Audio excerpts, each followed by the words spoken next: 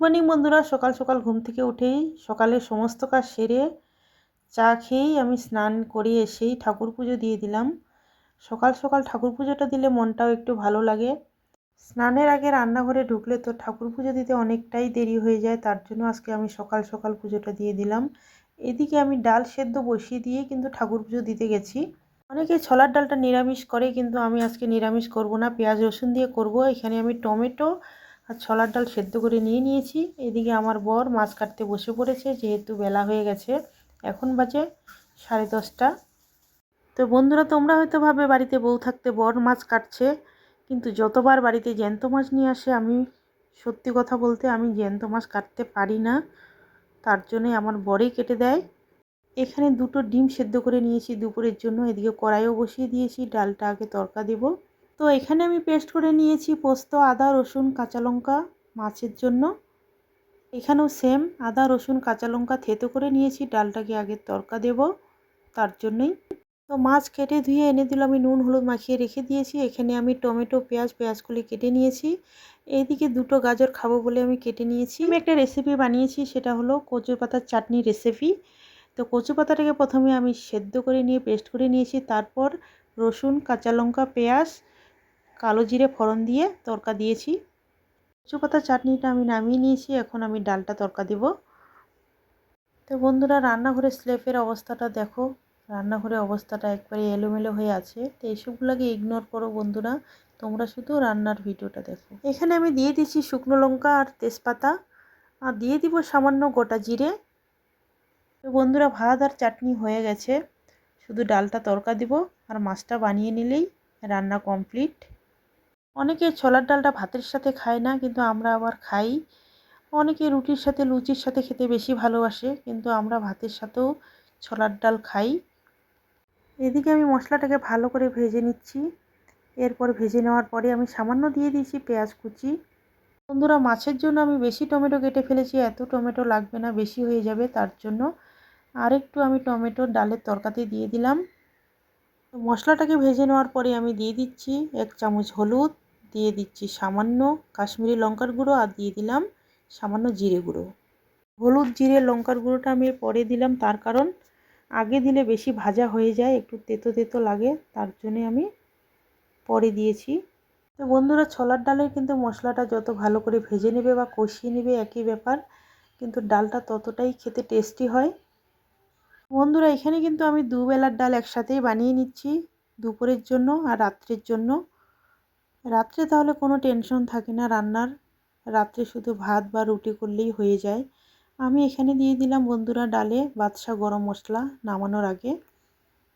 ডালটা বেশি পাতলাও না, বেশি ঘনও না, যেহেতু আমরা ভাতের সাথে খাবো, তার জন্য বেশি ঘন করিনি ডালটা। এখানে আমি দিয়ে দিলাম বিলেতি ধনিয়া পাতা, এমনি ধনিয়া পাতা শেষ হয়ে গেছে, তার জন্য দিয়ে দিলাম ওই যে মোটা মোটা ধনিয়া পাতাগুলো থাকে, যে কাটা কাটা গাছ, ওই ধনিয়া পাতাগুলো দিয়ে দিলাম। তো ডালটা নামিয়ে নিয়েছি, এখন শুধু বাকি রইল মাছটা করলেই বাস হয়ে গেল। আমাদের এখানে ওয়েদারের অবস্থা এতটাই খারাপ, সকাল থেকে না কালকে থেকেই, কালকে রাত্রে এতটাই ঝড় বৃষ্টি হয়েছিল, মেন রাস্তার উপরে গাছ অবধি পড়ে গেছে। বন্ধুরা, তোমাদের ওদিকটা ওয়েদার কেমন অবশ্যই জানিও। তো এই মাসের রেসিপিটা আমি অনেকবার ভিডিওতে শেয়ার করেছি, তাই আর কিভাবে বানাচ্ছি আর কিছু বলছি না, তোমরা বুঝতেই পারছো। শুধু এইটুকুই বলে দিচ্ছি, আজকে বানাচ্ছি আমি ষাটি মাছের ঝাল। অন্যদিন যেরকম আমি শস্য বাটা দিয়ে বানাই, আজকে বানাবো আমি পোস্ত দিয়ে। বন্ধুরা, পোস্ত দিয়ে মাছের ঝাল কিন্তু একটা আলাদা টেস্ট, শস্য বাটা দিয়ে যেমন একটা মাছ রান্না করলে সেটার একটা আলাদা টেস্ট। তো তোমরাও ট্রাই করতে পারো পোস্ত দিয়ে ষাটি মাছের ঝাল, খেতে খুবই টেস্টি হয়। তো বন্ধুরা, তোমরা সবাই জানো পোস্ত দিয়ে অনেক কিছুই রান্না করে খাওয়া যায়, আমিও জানি, কিন্তু আমি এবার নিয়ে 2বার পোস্ত দিয়ে মাছের ঝাল রান্না করছি আর কি। ফার্স্ট টাইম করেছি, সেকেন্ড টাইম, কিন্তু ফার্স্ট টাইম খেয়ে আমার খুব ভালো লেগেছিলো, তাই আজকে আবারও সেকেন্ড টাইম বানাচ্ছি পোস্ত দিয়ে ষাটি মাছের ঝাল। এই মাছের মশলার মধ্যে কিন্তু অনেকগুলো পেঁয়াজকুলি দিয়েছি, এই পেঁয়াজকুলিগুলো কিন্তু আমাদের নিজেদের গার্ডেনের, বাজার থেকে নিয়ে আসা হয়নি। আমাদের টবে প্রচুর পেঁয়াজকলি হয়েছে, তোমাদের একদিন অবশ্যই ভিডিওতে দেখিয়ে দেব। আমাদের গার্ডেনে পেঁয়াজ রসুন থাকলে খুবই সুবিধে। তো অনেক সময় হয় না, বাজারে গেলেও পেঁয়াজ আনতে ভুলে যায়, তখন নিজের গার্ডেনে পেঁয়াজ রসুন দিয়েও কিন্তু কাজ চলে যায়। তো এরকম মাছের ঝাল আর গরম গরম ভাত থাকলে তার সাথে আর কিছুই লাগে না, না ডাল না সবজি, মাছের ঝাল দিয়ে খাওয়া হয়ে যায়। বন্ধুরা, ধনিয়া পাতা শেষ হয়ে গেছে, তাই আর ধনিয়া পাতা দিতে পারলাম না। একটুখানি ছিল, আমি ডালে দিয়ে দিয়েছি। তো ধনিয়া পাতা ছাড়াই লাল লাল মাছের ঝাল। আজকে দুপুরে মেনুতে রয়েছে, খাওয়ার পরে মিষ্টি লাগবে তার জন্য এখানে গুড়ের মিষ্টি রয়েছে 5টা, এখানে রয়েছে টক দই, আর এখানটায় রয়েছে ডাল। তোমাদেরকে আমি একটা কথা বলতে ভুলে গেছি, কচু পাতার চাটনির মধ্যে কিন্তু আমি তেঁতুলের জলটা দিয়েছি বেশি করে, খাওয়ার সময় যেন গলায় না ধরে, তার জন্যই আমি তেঁতুল জলটা বেশি করে দিয়েছি। আর এখানে তো মাছ রয়েছেই, আর 2টো ডিম সেদ্ধ করে নিয়েছি, আমার ছেলেকে ডিম সেদ্ধ লাগবেই দুপুরবেলা খাওয়ার সময়। আর এখানে স্যালাড কেটে নিয়েছি। বন্ধুরা, তোমরা সকলেই কেমন আছো? আশা করি ভালো আছো, আমিও ভালো আছি।